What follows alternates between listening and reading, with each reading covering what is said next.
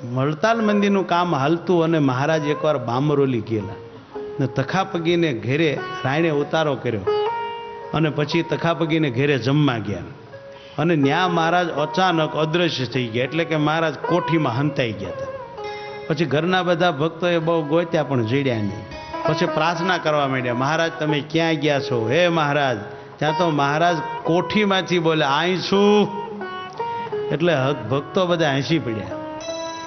પછી ભગવાન શ્રી હરિને ભક્તોએ કોઠીમાંથી બહાર કાઢ્યા. પછી મહારાજને થાળ જમાડ્યા.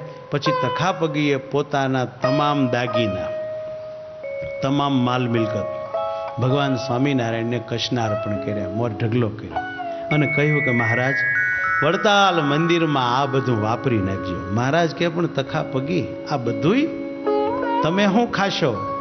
મહારાજ તમે સાધુને પાળો છો ને, એમ અમને પાળજો. આવા વેણ ઉચ્ચાર્યા. ધન છે તખાપગીને.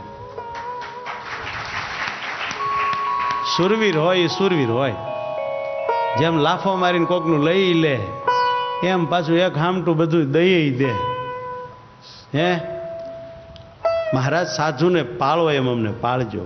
તેમનો આવો સમર્પણ જોઈ, વિશ્વાસ જોઈ ભગવાન સ્વામિનારાયણ રાજી થયા. ઘરમાં બાજરાની કોઠી હતી, એના ઉપર મહારાજે હાથ મૂકીને કહ્યું કે હવે આનું ઢાંકણું બંધ કરી દો. એક છાણેથી બાજરી કાઢજો, વેચીને ઘી ગોળ કપડાને ઘરાણાય લેજો, આમાં ખૂટશે નહીં. કે તમે અમારા મંદિરમાં બધું દઈ દીધું તો અમે આવી કૃપા કરીએ છીએ. આમ તખાપગી ઉપર ભગવાન વાર્યા અને ઘરે સદાવ્રત બાંધી દીધું. બોલો, રળવા જવાનું નહીં વાલા ભક્તો. આમ ભગવાન સ્વામિનારાયણની મંદિરની જે સેવા કરે એને ભગવાન ઘરે આવા અખૂટ ખજાના કરી દે.